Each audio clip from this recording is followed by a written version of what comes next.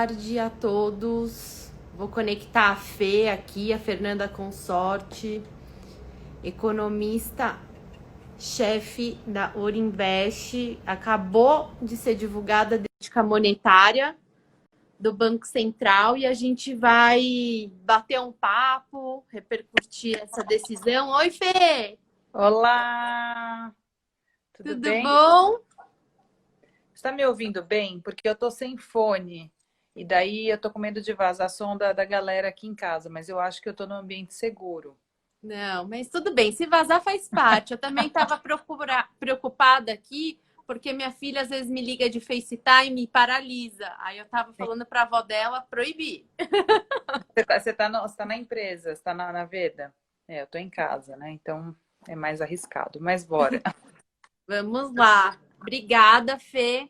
A gente ainda está no mês de outubro, parece que esse outubro não acaba nunca, mas outubro tem uma causa muito especial, né? Que é um mês que a gente tem um olhar um pouco mais delicado para a mulher. E, enfim, você, lógico que esse mês é dedicado para uma questão de saúde, mas eu também acho que, enfim, falar de investimentos e falar de economia também tem uma questão do autocuidado, né? Vai para o caminho da independência, financeira da mulher e você, enfim, trata dessa questão, você é uma defensora do empoderamento feminino, eu me inspiro muito em Tô, você. Então, eu tô estou muito feliz de poder fazer essa live com uma outra economista, falar de decisão do Copom com uma mulher que eu admiro muito, que é ah, colega de profissão. E, ó, até arrepio, porque linda. nós somos poucas, né, nesse meio. E poder falar de Copom com outra mulher é muito bacana, porque eu acho que a gente traz uma suavidade para o tema. Você sabe que eu acho que nem tem tão pouca economista mulher. Eu até acho que tem bastante, sim, óbvio que é menos que homem, mas até tem bastante. Mas eu acho que a gente não é devidamente ouvida. A Na hora que exposição. Na hora que vão pensar num economista, raramente se procuram as economistas mulheres, né? E aí tem aquela outra questão também, né? Que assim, mulheres em liderança é menor, né? Então, em geral, quando você vai pedir protagonismo na hora de falar sobre economia em grandes veículos, seja imprensa, seja é, é, como é que fala, em palestras, acabam procurando o economista-chefe, o economista principal da casa, né? Em geral são homens. Ele até pode ter mulheres embaixo dele, né? Mas em geral são homens. Por quê? Porque a gente sabe que culturalmente é mais difícil a gente chegar em posição de liderança, né?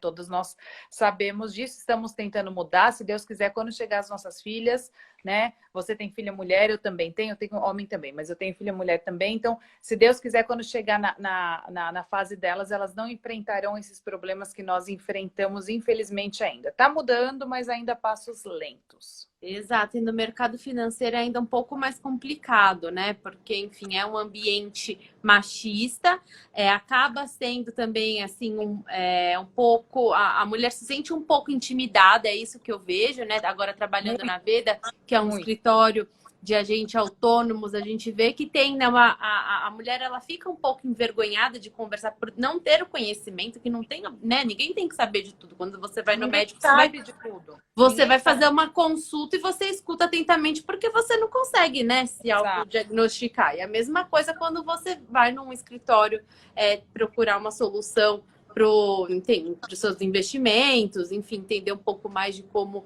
alocar o seu recurso. Às vezes as mulheres não se sentem muito confortáveis para tratar desse assunto. Então, muito bacana que a gente vai falar hoje da decisão do Copom. Essa live depois ela vai ficar no IGTV da Veda e vai servir como material, né, para quem quiser consultar, entender um pouquinho mais como que funciona essa decisão de taxa de juros. Você me ajuda, Fê, a Vamos contextualizar lá, aí um vamos lá, pouquinho? vamos lá. Então vamos lá. Eu acho que assim, primeiro quem acompanha o mercado de hoje foi tenebroso, né? Assim, tivemos um dia um pouco ruinzinho de mercado hoje, né? Então, qual que é o contexto atual de taxa de juros no Brasil? A gente está com o menor patamar de taxa de juros da história, né? 2% de taxa de juros ao ano para Brasil, para a história de Brasil, é nada. É uma taxa de juros baixa mundialmente. Imagina para Brasil, que há pouco tempo atrás, boa parte, eu estou no mercado financeiro há mais ou menos 15 anos, um pouquinho mais de 15 anos de mercado financeiro, e assim, eu vivi boa parte da minha vida de mercado financeiro com taxa de juros a 2 dígitos, né?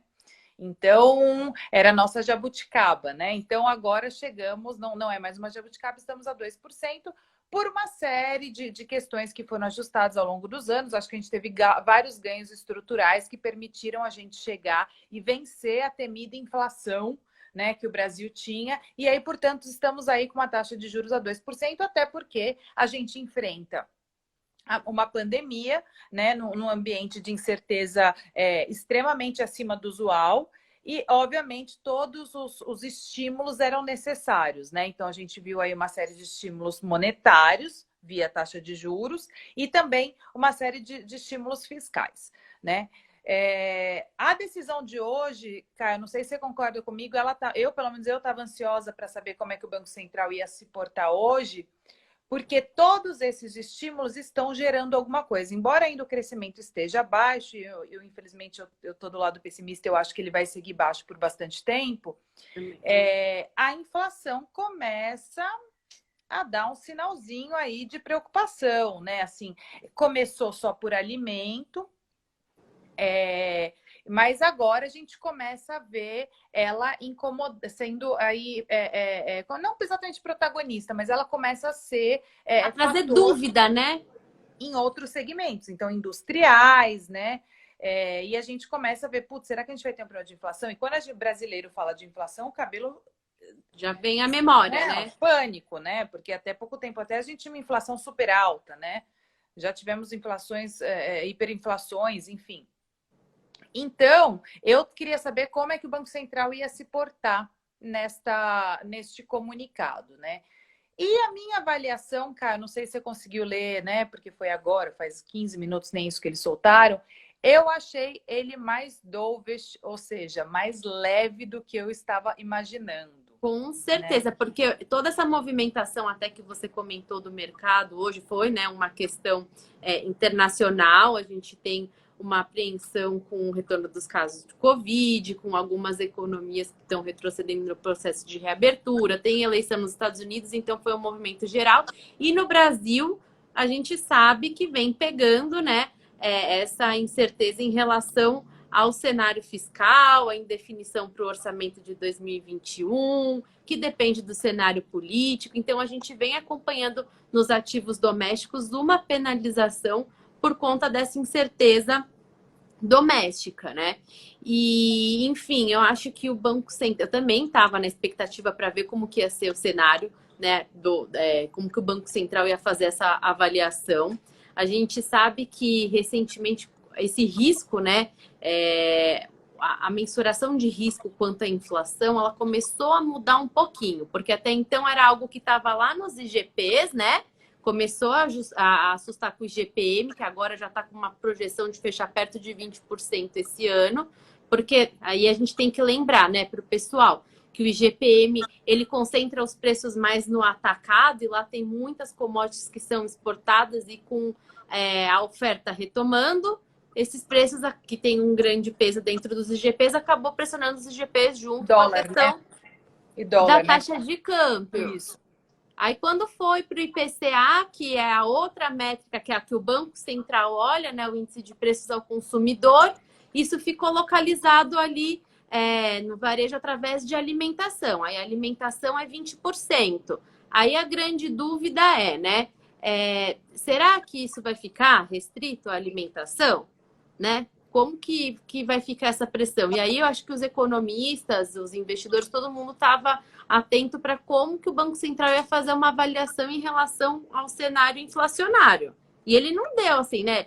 Ele colocou as projeções ali para a inflação, que, né, estão respeitando as metas. Então, para esse ano a meta é 4, para 2021 a meta é 3,75. As projeções do mercado para 2021 elas estão ao redor de 3,2 e para o próximo ano também 3,2.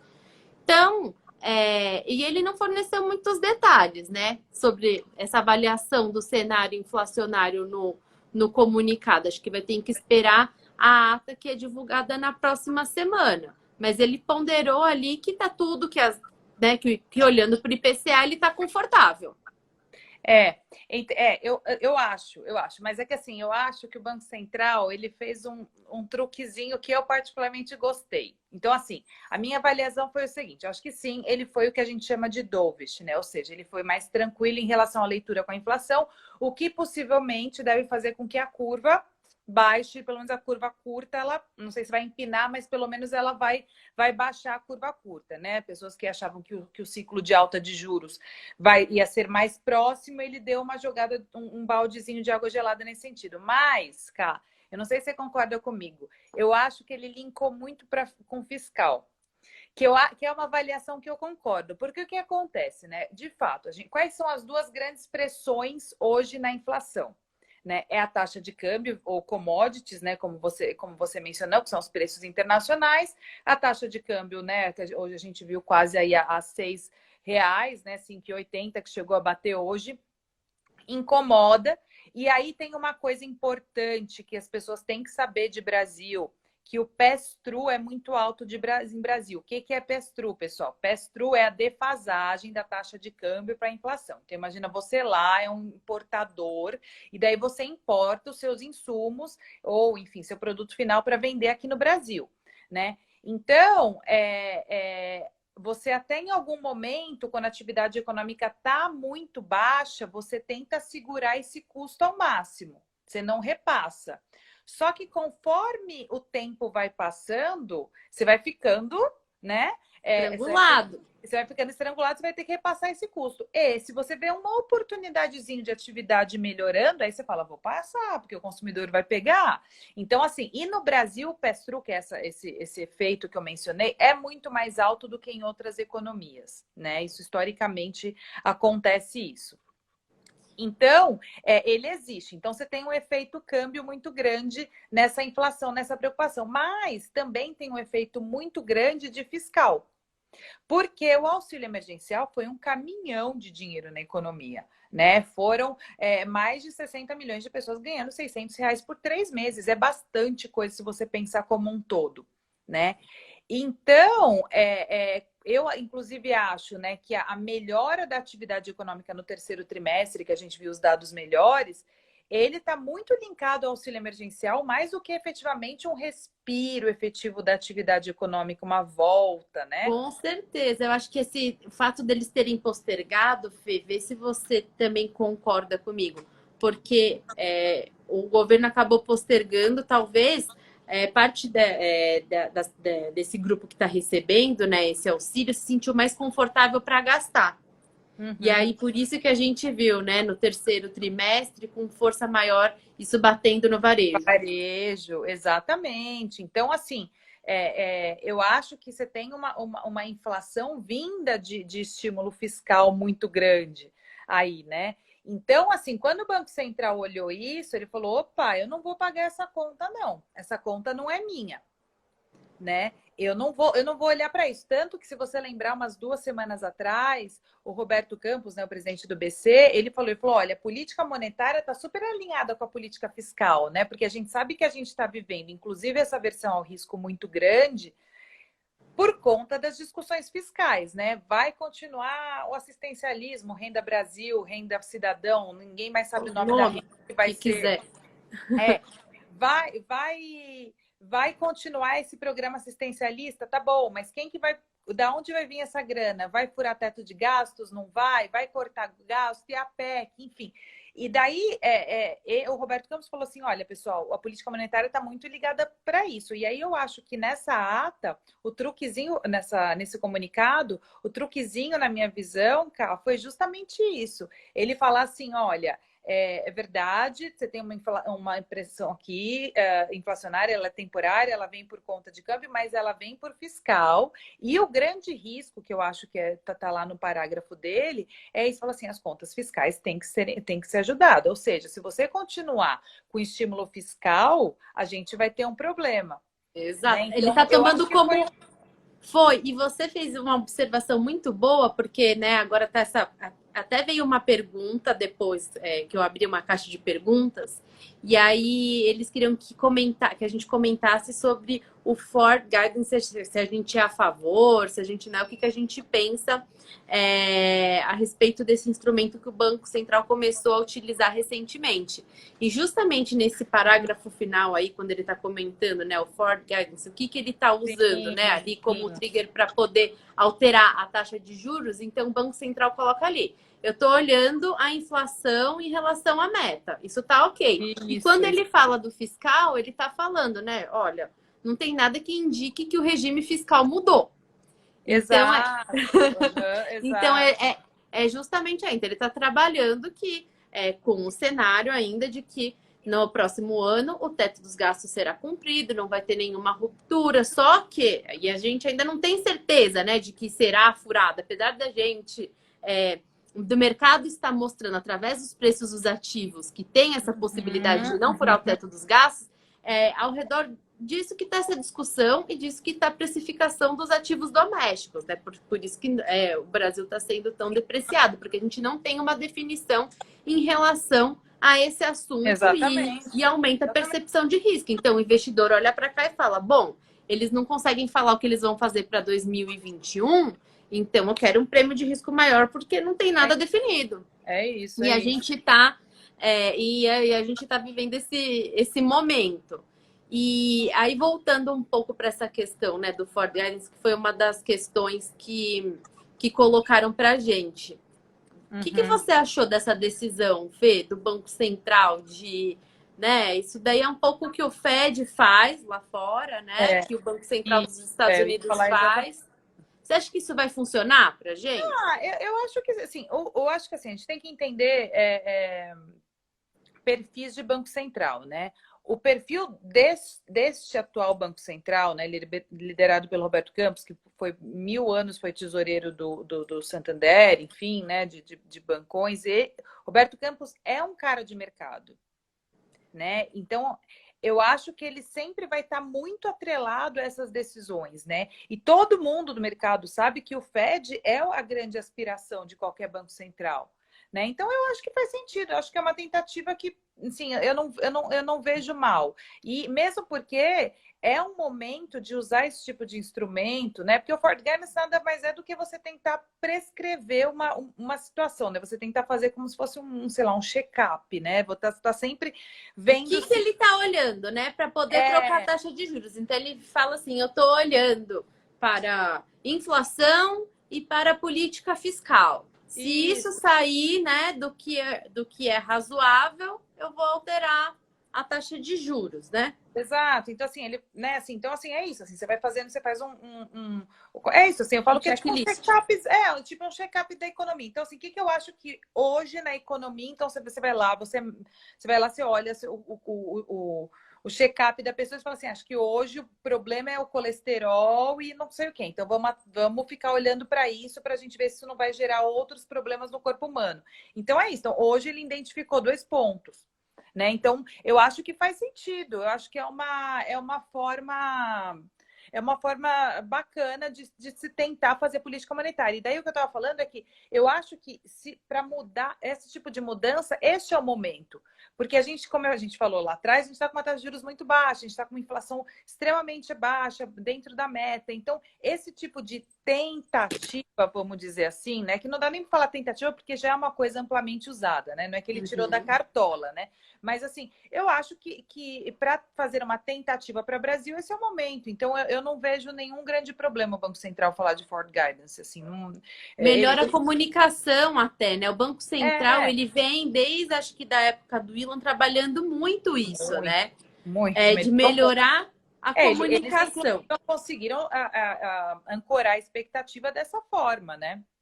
Exatamente. É um trabalho que vem sendo feito há anos, né? Não é agora com o Roberto Campos, ele colocou esse instrumento a mais, né, para ter clareza na comunicação, mas vale lembrar que é um trabalho que vem acontecendo há muitos anos de se ter clareza e você ficar evitando também essa volatilidade que o mercado tinha, né, normalmente em decisões do Copom. por Muito, essa muito. falta de clareza, por essa falta de sinalização. E aí é engraçado, né? Porque a gente está num momento que, para o economista, é um pouco, eu diria, frustrante, porque foge um pouco da previsibilidade, essa questão, a questão do comportamento humano. Isso é fato, a gente não tem como prever comportamento de ninguém. E a gente está tão vulnerável ao cenário político, né? E a gente não tem como fazer grandes previsões. E a impressão, aí dividido um pouco, né, aqui, que isso não deixa de fazer parte, né, do tema Copom, a gente fica pensando, né, bom, se o Banco Central, provavelmente o próximo passo deve ser mais provável uma elevação de juros do que um corte de juros, apesar da gente ter uma Sim, sim. atividade econômica super fraca. Quando a gente olha para os núcleos de inflação, que são métricas que o Banco Central costuma acompanhar, e que ele tenta mensurar ali como que está o ritmo da atividade econômica. Então, ele tenta tirar aqueles itens que a gente sabe que são do consumo essencial e vai para itens de serviço que são consumo não essencial, né? Para ver como que está, né, a atividade econômica. Então, se a atividade econômica está aquecida, né, serviços normalmente também está aquecido. E o raio-x que a gente tem agora é que, apesar de ter, né, essa pressão da demanda por alimentação e alguns outros bens industrializados, porque a Fê já contextualizou aqui para a gente, né, essa questão da pressão que está tendo também lá nos IGPs, a gente tem, né, um equilíbrio por conta da atividade econômica ainda fraca. Tem setores que estão sendo penalizados. Então, aí veio uma outra pergunta. Qual que é o próximo passo do Banco Central? É de elevação ou é de corte de taxa de juros? Aí, na minha opinião, é elevação. Não, assim, acho que primeiro que assim, a gente está com uma taxa de 2%, né, pessoal? Essa é a primeira coisa. É uma taxa muito baixa. E o próprio Banco Central já tem falado em alguns comunicados que, assim, qualquer ajuste em termos de estímulos monetários via taxa de juros já está chegando muito, muito perto do fim, né? Então, eu acho que esse é o primeiro ponto.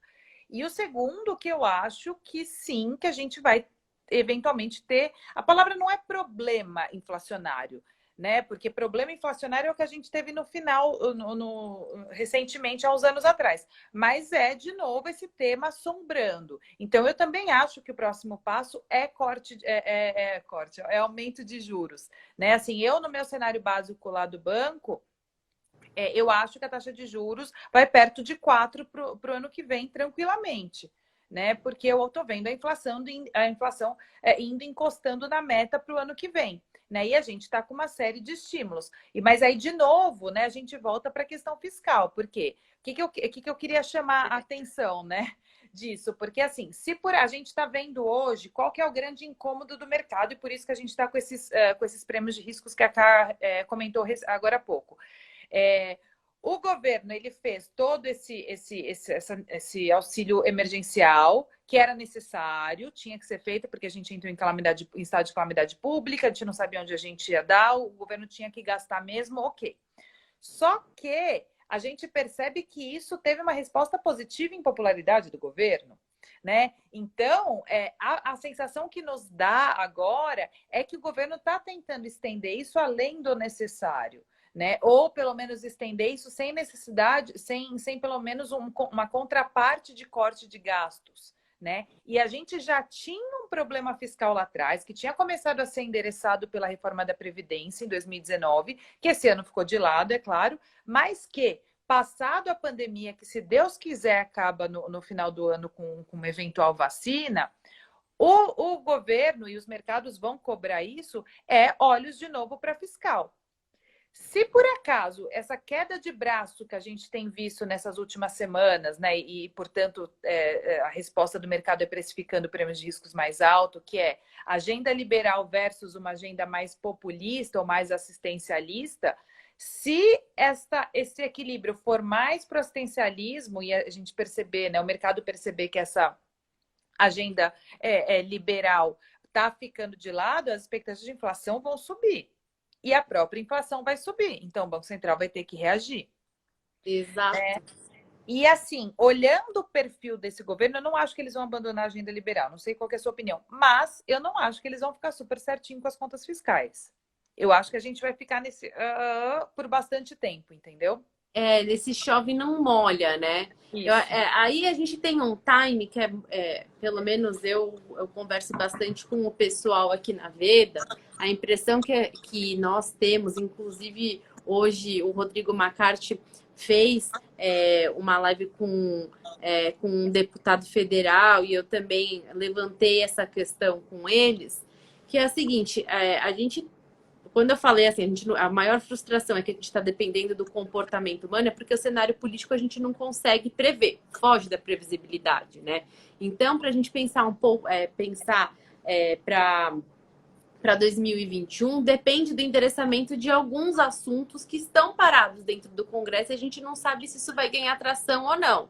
E aí vem a questão, então, quando a gente vai conseguir ter um pouco mais de clareza se esses assuntos serão encaminhados ou não? O que está acontecendo, né? Então, o que está acontecendo é que nada está acontecendo em Brasília, né? Nada, justamente esse é o problema. O fato é esse, o Rodrigo Maia está fazendo um pouco de corpo mole, né? Teve uma fragmentação ali do Centrão. E não é a eleição municipal que está travando as votações, né, na verdade, né? É uma outra eleição que é a eleição para a presidência da Câmara e do Senado. Então, a impressão que o mercado financeiro está tendo é que até lá nada vai caminhar, né? Porque tem uma briga ali pela presidência da Câmara, pela presidência do Senado, e, enfim, com todos esses conflitos, reforma tributária, reforma administrativa, discussão do orçamento é outra coisa, né? Porque assim, tem a comissão mista do orçamento, que está sem ali alguém para presidir essa comissão. E é justamente essa comissão que vai, né, levar esse desenho do orçamento público. E a gente tem essa vaga que está em aberto e que está no meio de uma disputa política. Porque imagina, o pessoal ali em Brasília, todo mundo quer essa cadeira, porque é a cadeira onde o pessoal consegue dar aquele jeitinho ali dentro do orçamento público. Então, a gente está numa situação política que é muito delicada e que tem alguns pontos que precisam ser definidos para as coisas começarem a engrenar. Você concorda, Fê? 100%. E assim, e as próprias reformas, né? Eu lembro que assim, no começo de setembro, né, foi o primeiro texto de reforma tributária, né? E assim, o mercado reagiu super positivamente, acho que foi começo, final de agosto, começo de setembro. Reagiu super positivamente, eu concordei. Foi julho, agosto, tanto. Foi isso. Quando o dólar deu aquela baixada. Sim, porque ele falou, poxa, no meio da pandemia, quem pensava em reforma tributária? E eles estão endereçando esse tema, né? Foi isso, foi julho, agosto que começou a história da discussão do imposto digital, isso aí. Então, assim, quando é que a gente imaginava que a gente ia começar com o tema de reforma nesse ano? Só que travou, né? 100%, não se fala mais disso, assim, nem tem conjuntura para isso, né? A própria reforma administrativa, então tá, vamos fazer uma reforma administrativa, só que não pode mexer no que as pessoas já têm, são só para os novos entrantes. Então não pode mexer com, se eu não me engano, são com os juízes e com os militares, que são os que mais ganham. Então, assim, não tem reforma. É para o futuro, para daqui 20 anos. Lógico que já né? A reforma administrativa é uma frustração, porque sim, precisa mexer no estoque, né? Então, a grande frustração dos economistas e da população como um todo, dos economistas eu falo mais por essa questão da política fiscal, mas é da população como um todo, porque não mexe no estoque. Então, realmente, isso aí quando eu vou para o mundo, né, do economista, quando eu olho que está mexendo só para os futuros e não para o estoque, então demora mais, né? Para você conseguir um ajuste que deveria ser promovido pela reforma administrativa. E isso não saiu do lugar. A reforma tributária, ela também não saiu do lugar. A gente sabe que até poderia ter uma complicação com a reforma tributária por conta de setores que acabaram se sentindo mais prejudicados, como foi o caso do setor de serviços. Mas a reforma tributária não é o que traria. Eu acho que a gente tem que aproveitar essa oportunidade para explicar, né, para o pessoal que não é a reforma administrativa e a reforma tributária que vão trazer a solução para o orçamento de Não, 2021, né? não, ao É porque as contrário. pessoas falam, ah, é porque precisa aprovar a reforma tributária. A reforma tributária, do jeito Os que ela melhores foi. ambientes de negócios, é. Exatamente, não é que vai ter uma receita, então não é isso, né? E mesmo se fosse ter toda essa receita que pudesse trazer a solução, não ia ser aprovada. É, Sim. então, assim, existe uma questão do orçamento público, da maneira como ela foi constituída, da maneira que está lá na Constituição mesmo, que os gastos obrigatórios, eles representam 95%, os gastos do governo é super engessado e você não consegue alocar, né, esses gastos dentro do orçamento. Então, tem um percentual que é fixo para um setor, outro percentual que é fixo para saúde, outro para educação, outro para saúde pública, enfim. E você não consegue destrinchar esse orçamento e fazer algumas acomodações como seria necessário. Então, tirar um pouco de um ministério, colocar para outro. Então, tem algumas discussões que precisam acontecer dentro do Congresso, que são através das propostas de emenda à Constituição, que elas mexem, né, nos mecanismos do orçamento para que eles consigam, né, também ter alguma solução em relação aos gastos.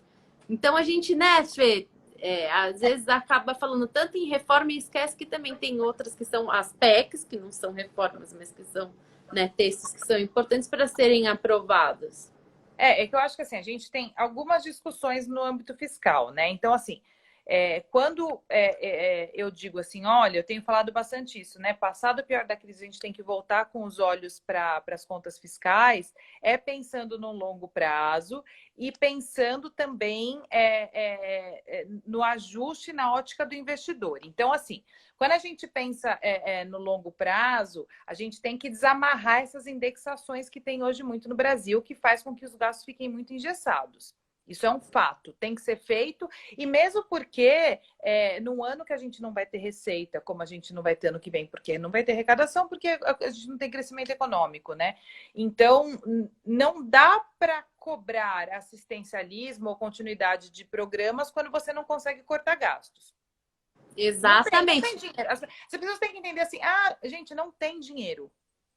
E você tocou num ponto que é interessante, que é bom a gente também esclarecer, porque assim, todo mundo fica, o teto dos gastos, todo mundo fica falando desse teto dos gastos e não sabe direito como que funciona esse mecanismo, né? Então, você Uhum. tocou muito bem, não é uma questão só de você também encontrar uma receita, né? Você tem que diminuir um gasto para poder acomodar outro gasto. Exato, assim, isso é um fato, é assim. Mas por quê? Gente, o teto dos gastos, ele melhorou muito a questão fiscal brasileira e, portanto, institucional. O que tem que ser entendido é que, assim, quando você ajusta as contas fiscais de um país, isso melhora a cara do país para o mundo, entendeu? Então, assim, a gente atrai mais investimento, né? Assim, por exemplo, a taxa de câmbio está a 5,60, 5,70, porque a gente está nessa discussão sem fim. Tem as questões externas? Tem, mas hoje mesmo, que eu estava pegando um dado para falar disso, do começo desse ano até agora, a média das moedas emergentes depreciaram em relação ao dólar mais ou menos 12%. O real foi 40%.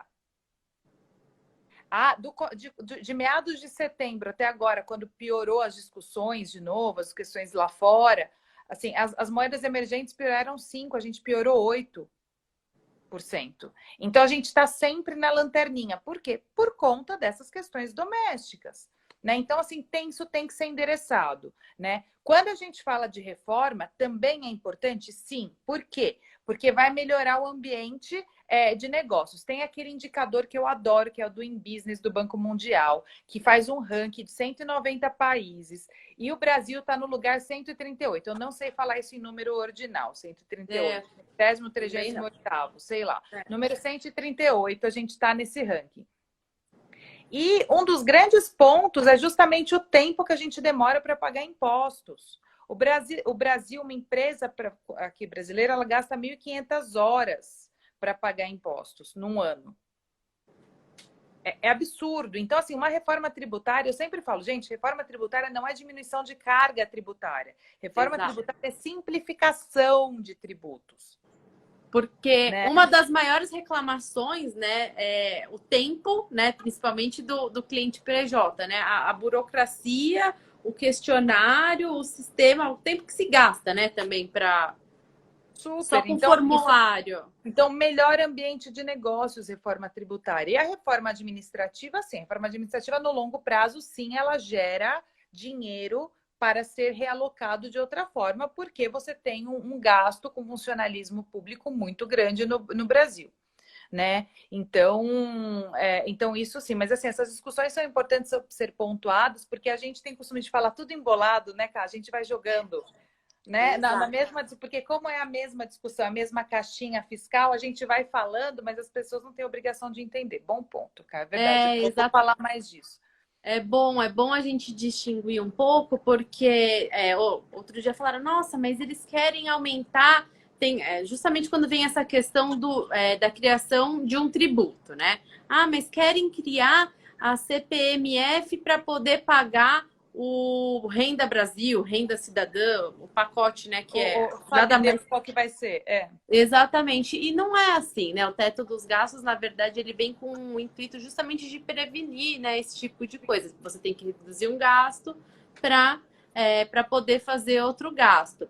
Então, assim, quando a gente fala de Brasil, a população em geral, por conta, né, do ambiente externo que já tem essa incerteza com os casos de Covid e essa incerteza com a eleição lá fora. Então, a gente já tem os mercados internacionais caindo. Quando vem para o Brasil, cai mais ainda porque tem essa incerteza em relação ao fiscal.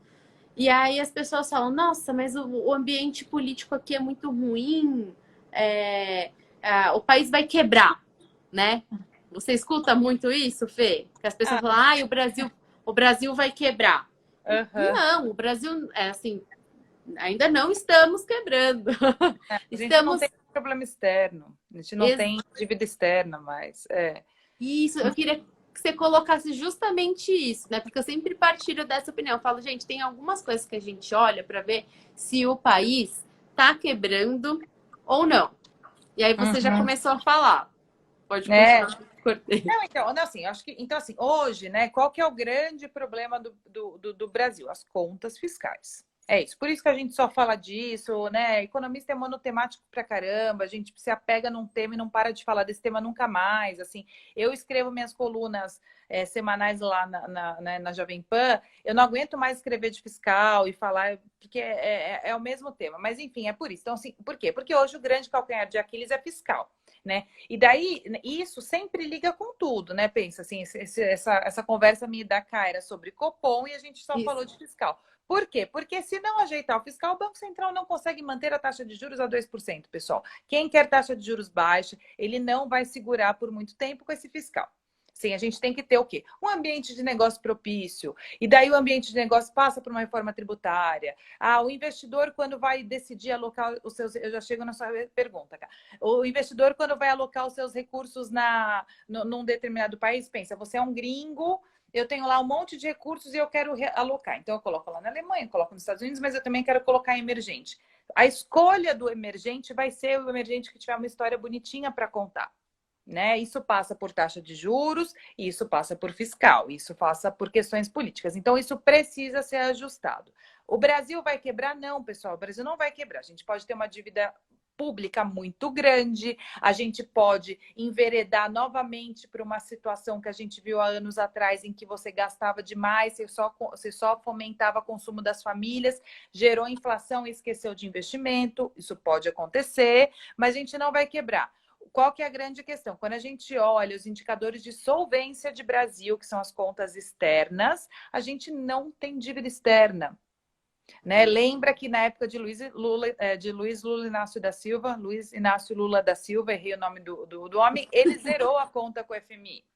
Né? Então, a gente não tem mais problema, ao contrário, né? Quando a gente olha os investimentos diretos versus a nossa conta corrente brasileira e qualquer conta corrente externa, balanço de serviços e balança comercial, os investimentos diretos mais que cobrem a conta corrente. Então, a gente não tem problema de solvência no Brasil. Mas, por outro lado, a gente não é o que a gente chama de grau de investimento. A gente perdeu o grau de investimento. E isso está linkado com o quê? Uma única chance para a resposta: contas fiscais. Com as contas. E voltamos para o tema de novo. Se a gente não ajustar as contas fiscais, a gente não volta a ser grau de investimento. E aí, uma coisa, Cá, que eu gosto sempre de falar, que eu acho que é importante para as pessoas saberem também, é que o Brasil é um país emergente. E para país emergente crescer, a gente precisa de dinheiro gringo. Uhum. Não tem jeito. Se a gente não tiver recurso externo, os preços ficam difíceis de serem negociados. Então, por exemplo, taxa de câmbio, por exemplo, risco país. Então, é importante que a gente tenha fluxo de investimento estrangeiro. E saudável, né? Porque saudável. Assim, a gente também precisa ver a gente vinha acostumado com um fluxo de investimento estrangeiro que era aquele investidor na nossa Selic, né? Não é que ele vinha 14%. Na formação bruta de capital fixo, né? Ele não vinha para investimento na economia real, né? Ele vinha e também não vinha para o mercado acionário, enfim, vinha para renda fixa para ganhar aquela Selic que chegou lá nos 14%. Então, é super importante, mas, novamente, como você colocou, o investidor estrangeiro só vem para cá se ele tiver a certeza de que não vai encontrar tanta instabilidade por aqui, porque o que acontece é que o gringo olha para o Brasil e fala, bom, isso é muito complicado de eu entender, de eu acompanhar, né? E acaba desistindo de investir no país. Mas foi bom que você colocou nisso, Fê. O que você compartilha assim em relação a cenário econômico? Por onde que você acha que poderia vir, né? Já que você falou do investimento, por onde que você acha que poderia vir uma retomada do país? Vamos supor que o Brasil consiga no mínimo cumprir, né, o teto dos gastos e não que resolva todas as pendências fiscais, né? Mas você acha que a fonte do investimento estrangeiro é por onde é o canal para ter uma recuperação? Eu acho que assim, quando eu olho o meu cenário otimista, né? Qual que é o cenário otimista? Então, erradicamos a doença, né? Assim, os países gringos, né? Europa, quando eu falo os países principais, né? Os países europeus, Estados Unidos e China começam a olhar com um sentimento sério de recuperação econômica. Então, assim, independentemente de quem for o presidente dos Estados Unidos, ele vai estar focado na recuperação econômica do país, a Europa também e China também, né? E daí um movimento de aversão ao risco diminui, tem muito recurso no mercado, porque a liquidez do mercado está enorme lá fora, né? Porque ficou muito parado o dinheiro nesses meses todos. Então, se isso, né, erradicando a doença, esse apetite a risco voltar, e o Brasil fizer um pouquinho da lição de casa, porque a gente é a 8ª maior economia do mundo em termos consumidor, então a gente tem uma proposta sempre muito interessante. O nosso mercado financeiro é muito desenvolvido no Brasil, então é muito fácil investir aqui dentro, né? Então, comparando com outros emergentes, é claro, né?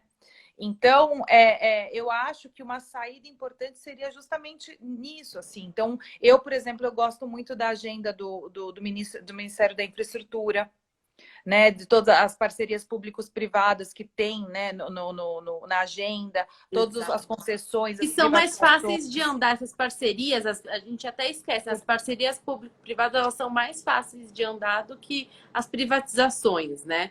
Sim, sim. Então, assim, eu acho que sim, essa agenda já existe. Então, essa oferta de produto interessante brasileiro, né, no sentido de investimento, não alocação de investimento financeiro, mas de produção importante tem. com uma promessa positiva. Então, se a gente fizer um pouquinho, contar uma história bonitinha, né? Assim, se não tiver tanta discussão, tanta queda de braço dentro dos poderes brasileiros, daí eu falo dos três, né? Legislativo, executivo e judiciário, eu acho que num cenário melhor lá fora a gente conseguiria trazer bastante investimento. E o que o Brasil precisa hoje, cá, para a gente voltar a crescer de forma estruturada, é vir investimento, não tem jeito. Isso criaria emprego, isso aumentaria consumo, né? A gente conseguiria manter taxa de juros baixa nesse cenário, porque investimento não gera inflação, pelo menos, né, não no médio prazo. Então, não sei se a gente manteria 2%, mas a gente conseguiria manter uma taxa de juros bastante baixa. Então, assim, o meu cenário básico, o meu cenário otimista, ele conta com isso. É um cenário de menor aversão ao risco por uma melhora externa, mas com uma história muito melhor aqui dentro que permita com que entre recurso estrangeiro aqui. Então, comentando aqui do mercado de trabalho, Fê. Adoro esse tema. Mercado de trabalho. Eu estava com uma impressão, aí depois eu leio a pergunta aqui, eu vou fazer eu vou dividir com você, na verdade, até uma dúvida. Em relação ao mercado de trabalho, eu estava um pouco cautelosa, porque a gente acompanhou uma melhora, né, dos indicadores, que também é natural com a retomada da atividade econômica. Mas eu fico um pouco cautelosa no sentido de que muitas empresas elas ainda estão se beneficiando, né, daqueles programas do governo de financiamento de folha de pagamento e de redução de jornada de trabalho. E aí eu também tenho a impressão que, enfim, algumas empresas retornaram para a sua atividade e aí estão entendendo como que ficou a demanda por aquele serviço ou por aquele bem, né, que é ofertado pela empresa e acabam fechando o negócio. O que você está enxergando para o mercado de trabalho? Você acha que é uma tendência realmente melhorar ou que, de repente, a gente pode tomar um susto? Não, a gente vai tomar um susto. Não tem jeito, o mercado de trabalho está muito ruim. Porque não, o que acontece? Tem uma coisa super importante que esses dados de mercado de trabalho você tem que analisar com bastante calma. Primeiro delas que sim, a gente teve um aumento de taxa de desemprego, mas ele foi muito baixo, perto do buraco que foi a economia. Por quê? Porque houve o desalento. Os desalentados aumentaram muito, muito, muito. Então, explica o que é desalento. É o cara que para de procurar emprego. Simplesmente ele para. E quando a pessoa para de procurar emprego, ele sai da estatística. Ele não está mais. Porque a estatística de mercado de taxa de desemprego é quem está à procura de emprego sobre o contingente, sobre a PEA, que é esse pessoal mais a população ocupada. E me conta por que ele deixou de procurar emprego, mesmo passada a pandemia. Exato. Me conta. Então, assim, o que motiva uma pessoa a não procurar emprego? O que motiva o desalento? O desalento ele é motivado pela assim, falta de esperança na economia. Então, assim, puxa, não vou arranjar emprego mesmo, então nem vou procurar. Especificamente na pandemia, pode ser motivado por medo da doença. Então, não vou sair para procurar emprego porque posso me contaminar. E quando você tem outra fonte de renda que não precisa de trabalho, tal como auxílio emergencial. Isso aconteceu quando teve a história do Bolsa Família lá no início, a gente tinha Bolsa Pesca, Bolsa não sei o que, né? Houve um movimento de desalento lá atrás, quando a gente ainda era PMS. Você lembra, cá, quando não era PNAD, que era lembro. Que a taxa de desemprego chegou a 6%, foi por conta de desalento. Mas nesta crise que estamos vivendo, muito. Se você pegar esse contingente de pessoas desalentadas e voltar para pé, ou seja, se galera que está fora, que não está procurando emprego, ela voltar a procurar emprego, a taxa de desemprego pula de 14% para 24%. Tá, respondida. Então, pergunta aqui do Gui. Então, assim, o que significa isso? Significa que passando essa pandemia, uma melhora, então diminuindo o auxílio emergencial, passando a pandemia, ou seja, as pessoas voltando com um pouco de confiança na economia, pelo menos uma parte desse contingente que está desalentado vai voltar a procurar emprego. Então a taxa de desemprego vai piorar, né? E também concordo com o que você falou, assim, tem algumas empresas que ainda estão tentando segurar, né, a sua situação. A gente ainda está em outubro, pessoal, né, assim, né, mercado de trabalho, a gente fala em livro-texto de macroeconomia, que ele é lagged. O que significa isso? Que ele é defasado, ele demora tanto para melhorar quanto ele demora para piorar. Então, eu acho que sim, a gente tem uma chance de ter pior em mercado de trabalho. Então, eu não gosto de falar que o mercado de trabalho está bom. Ele está muito ruim, na verdade. E aí entra novamente essa questão do fiscal, né? Vai depender de como, Sim. vai depender de Falei, é uma como. matemática, gente. A gente não consegue sair disso, porque enquanto. Por isso que a gente vê toda essa oscilação nos ativos domésticos. Agora, né, a importância, né, da gente ter isso definido. Porque a gente tem um auxílio emergencial que está sendo dado, então tem. Isso também, a gente não pode falar que está acontecendo só no Brasil. Nos Estados Unidos, lá onde eles têm o auxílio-desemprego, eles também estão sofrendo com a retirada, né, desse estímulo. Por isso que a gente vê o pacote fiscal nos Estados Unidos. Não tem um acordo entre democratas e republicanos, porque cada um quer um valor de pacote, mas o fato é que eles querem estender esse auxílio extra para manter o consumo aquecido e ter aí alguma atração nessa, que é a maneira mais fácil, né, de você para você ter alguma mais Eu sempre rápida falo, de ter. política monetária ajuda, política fiscal é na veia. Essa frase eu falo sempre, é um fato. Exatamente, porque a política monetária ela não atinge a população, o bolso do cidadão. Só a política fiscal consegue fazer isso. Então, a gente também tem que parar um pouco com esse estigma, né? As pessoas, só no Brasil, só no Brasil. Lá fora também tem, né? Esse problema é que a gente está enfrentando uma situação de contas E públicas. veja, cá, isso. Não, todos os países vão ter aumento em suas dívidas públicas. Por isso que eu falo, é passada a pandemia voltar aos olhos para a política fiscal. E assim, e veja, assim, eu quero deixar bem claro, eu não sou contra assistencialismo, eu acho que tem que ter. Mas eu tenho que saber, tem que ser bem dosado e você tem que ter contrapontos disso. Para justamente a gente não chegar no que a gente passou lá atrás, que eu acabei de falar. É só incentivo a consumo sem a contraponta de investimento. E é onde a gente está chegando agora, né? Na verdade, você coloca isso, e isso foi bem pontuado pela Fê depois. Quem não acompanha o trabalho da Fernanda, entra no perfil dela, que ela faz uns posts muito bacanas, educacionais e super fáceis de entender, além dos textos que ela escreve, que ela também divulga no perfil dela. E recentemente eu fiz um comentário num post dela e a gente estava debatendo essa questão de política assistencialista e o ponto que o mercado está agora, inclusive, para os clientes que estão aqui, teve um relatório que foi divulgado pelo economista do Fundo Verde, foi a última carta mensal do Fundo Verde, onde ele coloca e faz essa análise do auxílio emergencial, e a conclusão, né, do relatório dele é que tem, né, grande parte da população que está numa situação que está ganhando mais, né, do que estava antes do auxílio emergencial. Então, assim, do pré-crise. Exatamente. Exatamente. Então, tem que ter uma estratégia bem definida. É necessário, tem parte da população que precisa, mas tem outra parte que não precisa e que está ganhando mais do que o pré-crise. O que a população precisa é emprego. As pessoas precisam trabalhar, precisam produzir. Né? Assim, você aumentar consumo e aumentar renda, legal, mas assim, através de formas produtivas. Né? Tem que ter uma transição.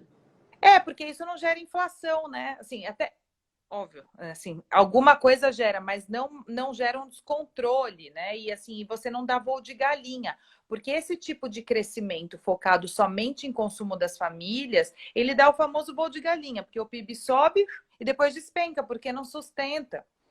Exatamente, exatamente. E no relatório eles trazem essa questão da renda, né, efetiva e a renda habitual. Então, assim, é uma discussão que tem que ter.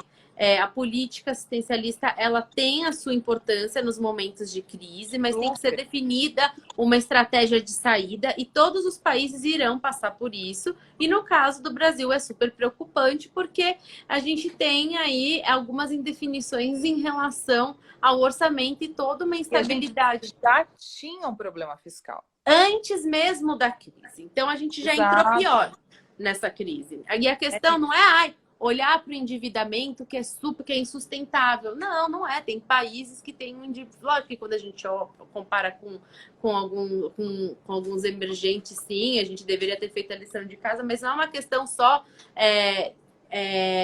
da proporção, né, do endividamento em relação ao PIB, né, Fê? Porque as pessoas ficam, 100% é muito, mas não é uma... né, uma questão, quando você olha, por exemplo, para o Japão, para os Estados Unidos, a questão é a gente mostrar e confiança para o investidor de que isso realmente vai ser pago e que a gente vai conseguir contornar essa trajetória. Então, não é só uma questão dessa métrica, né? É você passar confiança de que isso vai ter uma trajetória, né, saudável. É isso aí, concordo. E não tem como sair do assunto fiscal, infelizmente. A gente não A consegue. A gente gente não roda e volta no mesmo tema. A gente não consegue, eu acho que assim, para a gente fazer um compilado que o nosso tema, ó, nosso tempo tá, acaba, eu fico pressionada, sabe, por esse relógio, quando vai aparecendo o relógio. Aí eu não gosto de cortar no final. Aí eu queria fazer um compilado, então.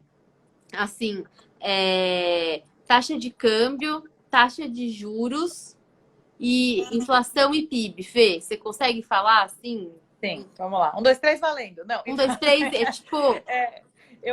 então, assim, vamos começar por taxa de juros. Então, assim, estamos com a menor taxa de juros da história. Não acho que ela tem vida, esse nível tem vida longa. Por quê? Porque a gente já começa a ver algumas pressões inflacionárias. Porém, o Banco Central hoje, de fato, jogou toda a culpa no fiscal, né? Ele falou assim: ok, você tem essa pressão inflacionária, isso talvez seja temporário, mas ela tem uma culpinha por conta de câmbio, mas ela tem uma culpinha também por conta da política fiscal expansionista que está sendo feita. Então, né, vamos ver se o governo faz a sua parte, né? Então, eu acho que se o governo realmente perceber isso, e óbvio que a gente sabe que tem uma ala muito forte nesse sentido lá dentro, que está brigando com uma outra ala que pensa diferente, né? Que tá pensando mais em 2022 do que efetivamente neste momento. Se esta ala mais liberal sair na frente, ótimo, eu acho que a gente tem uma chance grande a partir da erradicação da pandemia, a confiança voltar a ser estabilizada pelos investidores, o dinheiro voltar a entrar no país e a gente voltar a crescer razoavelmente. Tá? Então, quais são os dois pontos chaves para a gente ter manutenção de uma taxa de juros mais baixa, uma inflação relativamente controlada e algum crescimento? Você tem que olhar as contas fiscais, isso com alguma lupa, e pelo menos manter uma trajetória de contas fiscais sustentável. A hora que isso acontecer, o investidor vai olhar e falar assim: o Brasil é legal, vamos colocar o dinheiro aqui e a gente volta a crescer. Eu acho que essa em poucas palavras, é a historinha que o Brasil deveria contar. Qual que é o risco? Você tem um risco lá fora, né? Acho que nem tanto das eleições dos Estados Unidos. É mais um risco de a gente ter uma segunda onda, efetivamente, não tivermos vacina, essa segunda onda vir para o Brasil atrapalhar ainda mais a recuperação econômica, é um cenário terrível. E você tem um outro risco, que é o risco doméstico, que é a gente enveredar por um caminho mais gastão, né? E a gente voltar a repetir a história que a gente viu lá no final do governo Lula, início do governo Dilma, em que a gente só dava voo de galinha. Né? Eu acho que esse é em poucas palavras, é o que a gente resume da nossa conversa. Eu acho que assim, agora a lição de casa, né, para o investidor é continuar acompanhando o noticiário, né? Hoje tem várias maneiras de fazer isso, né? Tem o Instagram da Veda, onde a gente faz um compilado de informações, então não precisa sair lendo tudo que a gente já traz esse compilado. Também sigam o perfil da Fê, que a Fê tem um trabalho maravilhoso, no sentido educacional mesmo, de, né, trazer esse conteúdo todo mastigado e explicar até coisas básicas que para nós no dia a dia a gente não se atenta tanto, né, Fê, com a comunicação, mas para quem não está habituado quem é obrigado a acompanhar, a saber o que o economista fala. Exatamente. Então, eu sei que tem bastante pessoa aqui na live que às vezes não está acostumado com essa comunicação de mercado, e a Fê faz um trabalho muito bacana, então acompanhem ela lá no Instagram dela. Eu acho que tá você linkada aqui, né, Fê? Eu tô com o meu, não tô com o do banco, eu tô com o meu. Mas também eu também posto bastante coisa nas redes, nas mídias do banco, eu trabalho no Banco Invest, então vocês também encontram bastante trabalho nosso lá da equipe no banco, tem podcast, tem texto, enfim, fiquem à vontade. Exatamente. Estou Então à tem disposição para dúvidas também. Exatamente, tem bastante material para acompanhar. Eu acho que assim a gente vem numa pegada, né, de tentar melhorar esse fluxo de informação, justamente para que as pessoas possam tomar uma decisão entendendo, né, como está o cenário econômico. Então a Fê tem muito essa preocupação. Eu me inspiro bastante na Fernanda também aqui para as coisas que a gente faz na vida de tentar tornar isso muito fácil. E nós duas estamos abertas aí para perguntas. Se ficou alguma dúvida, vocês podem mandar no nosso perfil. E agradecer a todos que ficaram até o final aqui da nossa live, que eu poderia ficar mais 300 horas conversando com a Fê. Obrigada, Fê. Imagina, obrigada a você pelo convite. Adoro, você sabe, estou sempre à disposição e a gente fica trocando figurinhas também. Combinado. Um beijo. Boa noite, pessoal. Tchau, tchau.